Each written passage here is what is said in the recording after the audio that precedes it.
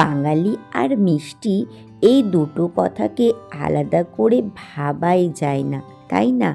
আমরা বাঙালিরা মিষ্টি খেতে ভীষণই ভালোবাসি।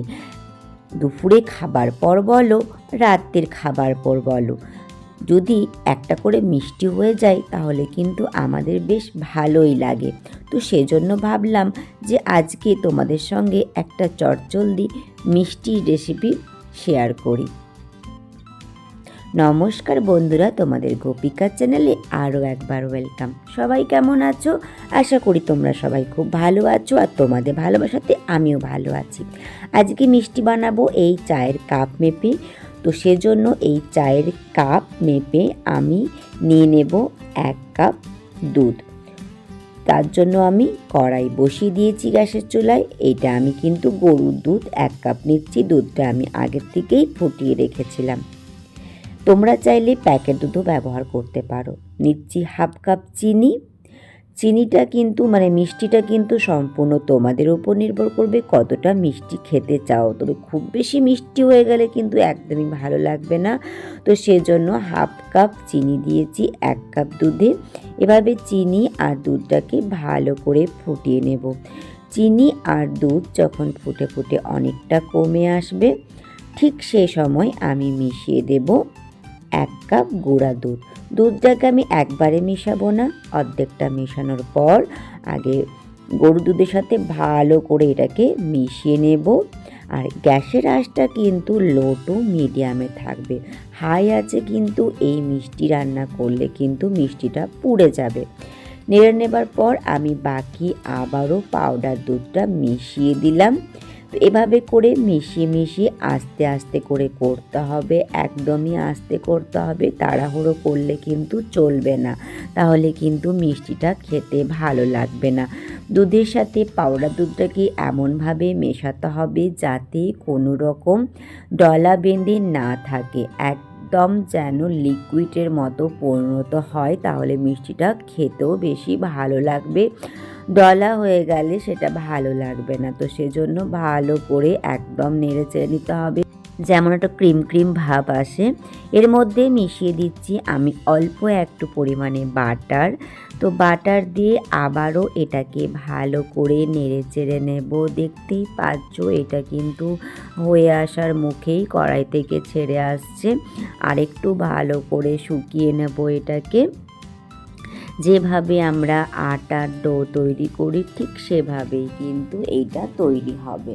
তো এভাবে করে একদম লো টু মিডিয়াম আছে ভালো করে এটাকে নেড়ে নিচ্ছি। দেখতেই পাচ্ছ। আর এই মিষ্টিটা কিন্তু খুবই মজাদার হয় খেতে, আর বাড়িতে কিন্তু খুবই কম উপকরণ দিয়েই তৈরি হয়ে যায়।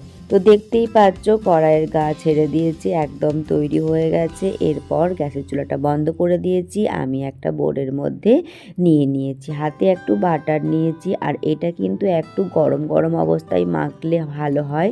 এটাকে ভালো করে আটার মতো করে আমি মুথে নেব। দেখতেই পাচ্ছ কতটা সফট ডো তৈরি হয়েছে। তো হাতে ওই জন্য একটু বাটার নিলাম, আর গরমও আছে, ভালো করে মাখতে পারছি না। তো এইভাবে কিন্তু মাখতে হবে, ঠান্ডা হয়ে গেলে খুব বেশি শক্ত হয়ে যাবে, তখন কিন্তু কোনো শেপ দেওয়া যাবে না। তো এভাবে করে ভালো করে আমি দেখতেই পাচ্ছ মুথে নিচ্ছি। মুথে নেবার পর আমি এটাকে এবারে দুটো ভাগে ভাগ করে নেব। ভালো করে আমার মোথা হয়ে গেছে। মুথে নেবার পর এটাকে আমি দুটো ভাগে ভাগ করে নিচ্ছি। তো তোমরা কিন্তু স্কিপ না করে পুরো ভিডিওটা দেখতে থাকো, তবেই বুঝতে পারবে আমি কিভাবে তৈরি করলাম। খুব চটজলদি কিন্তু তৈরি হয়ে যায়। একটা ছোট ভাগে যেটা ভাগ করেছিলাম সেটা আলাদা প্লেটে তুলে রাখলাম। এর বড় ভাগেরটা দিকে আমি এখানে কিছু ড্রাই ফ্রুটস মিশিয়ে নিচ্ছি খেজুর আর একটু পেস্তা কুচি। খেজুরটাকে প্রথমে দিয়ে ভালো করে আরেকবার একটু মুথে নেবার পর এর মধ্যে মিশিয়ে দিচ্ছি পেস্তা কুচি। তো এভাবে করে ড্রাই ফ্রুটস দিলে কিন্তু এই মালাই মিষ্টিটা খেতে মালাই সন্দেশটা খেতে ভীষণই মজাদার হয়, আর দেখতেও খুব ভালো লাগে। তো এভাবে করে মুথে নিয়ে ভালো করে এটাকে মেখে নিলাম। মেখে নেবার পর আমি এটা চারকোল মিষ্টি বানাবো। শেপটা কিন্তু সম্পূর্ণ তোমাদের ওপর নির্ভর করবে কীরকম শেপে তোমরা তৈরি করতে চাও। তো দেখতেই পাচ্ছ আমি এখানে একটা ফয়েল পেপার কেটে নিচ্ছি। তোমরা চাইলে যে প্লাস্টিকের র্যাপারগুলো হয় সেগুলোও ব্যবহার করতে পারো। তো এভাবে করে ফয়েল পেপার নিয়ে তার মধ্যে ডোটাকে নিয়ে ভালো করে চারকোণ শেপ আমি দিয়ে নিচ্ছি। আর বারবারই বলছি, শেপটা কিন্তু তোমাদের উপর নির্ভর করছে তোমরা কিভাবে শেপে করতে চাও। তোমরা চাইলে কিন্তু গোল শেপেও করতে পারো। তো এভাবে করে দেখতেই পাচ্ছ র্যাপারের মধ্যে আমি র্যাপ করে নিচ্ছি, চারকোণভাবে সাইজ করে নিচ্ছি যাতে দেখতে একটু সুন্দর লাগার জন্য। এভাবে চারকোণ করে নিয়ে আমি একটু ফোল্ড করে নিলাম যতটা দরকার অতটা ফয়েল পেপার নিয়ে। এরপর বাকি ফয়েল পেপারটাকে আমি কেটে বাদ দিয়ে নেব, অন্য কোনো কাজে আমি লাগাবো। তো দেখতেই পাচ্ছ এভাবে করে যতটুকু দরকার নিয়ে নিলাম আর চকলেটের মতো এটাকে একটু ফোল্ড করে নিলাম। তো এটা আমার তৈরি হয়ে গেছে। এরপর এটাকে সাইডে সরিয়ে রেখে দেব। তো এইভাবে করে একটা অংশ তৈরি হয়ে গেল। এরপর বাকি যে ছোট ডোটা আমি রেখেছি সেটাকে আমি আবারও বাকি যে ফয়েল পেপারটা ছিল সেটার মধ্যে নেব। এভাবে করে একটা ডো তৈরি করে নিয়েছি, যেভাবে আমরা রুটি বেলি, আটার যেভাবে একটা প্যারা তৈরি করি সেভাবে তৈরি করে নিয়েছি। তৈরি করে নিয়ে এটাকে ভালো করে রুটির মতো করে বেলে নিচ্ছি। তো দেখতেই পাচ্ছ কত সহজে কীরকমভাবে আমি তৈরি করছি। আর এই মিষ্টিটা কিন্তু খুব সহজেই তৈরি হয়ে যায়। তো বাড়িতে এভাবে একটা এত সুন্দর মিষ্টি ভাবা যায় সত্যি। আর খেতেও কিন্তু অসাধারণ হয়। তোমরা দেখলে হয়তো বুঝতে পারবে না খেতে কতটা অসাধারণ হয়েছিল। যদি বানিয়ে দেখো তো অবশ্যই বুঝতে পারবে যে কতটা অসাধারণ হয়েছিল। তো এভাবে করে আমি একটা ছোট্ট রুটি তৈরি করে নিলাম। তো দেখতেই পাচ্ছ রুটিটা আমার তৈরি হয়ে গেছে। এরপর এটাকে আমি আস্তে আস্তে ফয়েল পেপার থেকে এভাবে করে তুলে নিচ্ছি। আর এইটার ঘনত্বটা দেখো আমি কতটা রেখেছি।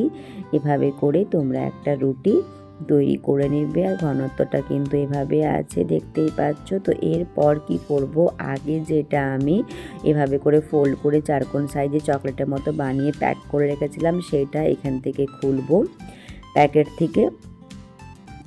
প্যাকেট থেকে খুলে নেবার পর আমি এটাকে ফয়েল পেপার থেকে খুলে নেবার পর এটাকে আমি যে রুটিটা বেলেছিলাম তার মধ্যে রেখে এভাবে করে তার ওপর র্যাপ করে দিচ্ছি। দেখতেই পাচ্ছ কত সুন্দর করে। এইটা র্যাপ করতে কিন্তু কোনো জল বা কিছু লাগবে না। এটা আস্তে আস্তে হাতে চাপ দিলেই সুন্দর করে র্যাপ হয়ে যাবে।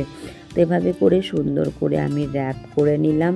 এরপর ভালো করে একটু চারিদিকটা ভালো করে র্যাপ করে নেবার পর আমি আবারও এটাকে ফয়েল পেপার দিয়ে কিন্তু ফোল্ড করে রাখবো। তো দেখতেই পাচ্ছ কত সুন্দর মিষ্টি তৈরি হলো। দেখতেও যেমন অসাধারণ হয়, খেতেও ঠিক সেরকম অসাধারণ হয়। তো এভাবে করে আমি ফোল্ড করে আবারও চকলেট তৈরি করে নিলাম। চারকোণ সাইজের হয়ে গেছে। এরপর এটাকে আমি একটু রেস্টে রাখবো। তো তার জন্য আমি এটাকে ফ্রিজেই রাখছি, ডিপ ফ্রিজে রাখার দরকার নেই। তো ফ্রিজে আধা ঘন্টার জন্য রেখে দিচ্ছি, তাতে একটু যাতে শক্ত হয়ে যায়, খেতে আরও বেশি ভালো হয়। তো ফ্রিজ থেকে আমি আধা ঘন্টা হয়ে যাওয়ার পর বার করে নিয়ে চলে আসলাম। দেখতেই পাচ্ছ কতটা শক্ত হয়ে গেছে। তোমরা চাইলে কিন্তু 10 মিনিট বা 15 মিনিটও রাখতে পারো, যেহেতু এখন শীতকাল। তো দেখতেই পাচ্ছ কতটা শক্ত হয়ে গেছে। এরপর এটাকে আমি একটু পিস পিস করে কেটে নেব। খুবই কিন্তু শক্ত হয়ে গেছে, আমাকে এটা একটু বাইরে রাখতে হবে। এভাবে করে পিস পিস করে কেটে নিলাম। যেহেতু শেপগুলো আমার ভালো হয়নি, কারণ ছুরিটার ধার একদমই কমে গিয়েছিল, তো সেটা ভালো করে কাটা হয়নি। তো যাই হোক, এভাবে করে কেটে নিয়ে আমি একটা প্লেটের মধ্যে সার্ভ করে নিলাম। তো বন্ধুরা, তোমাদের আজকের আমার এই রেসিপি যদি ভালো লেগে থাকে তো অবশ্যই কিন্তু কমেন্ট সেকশনে জানাতে ভুলো না। আর বাড়িতে কিন্তু অবশ্যই বাড়িতে বানিয়ে দেখো, তোমাদের ভীষণই ভালো লাগবে এই মজাদার মালাই সন্দেশের রেসিপি।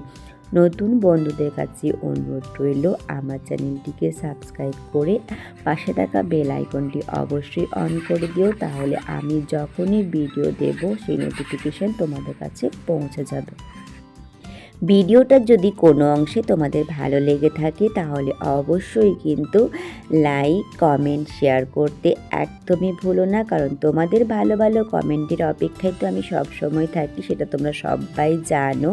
তো চলো, ভিডিওটা আজ এইখানেই শেষ করছি। সবাই ভালো থাকবে, সুস্থ থাকবে, আর এভাবেই করে কিন্তু আমার পাশে থাকবে। আর একদমই কমেন্টে জানাতে ভুলো না আজকে আমার তৈরি এই চটজলদি মালাই সন্দেশের রেসিপি তোমাদের কেমন লাগলো।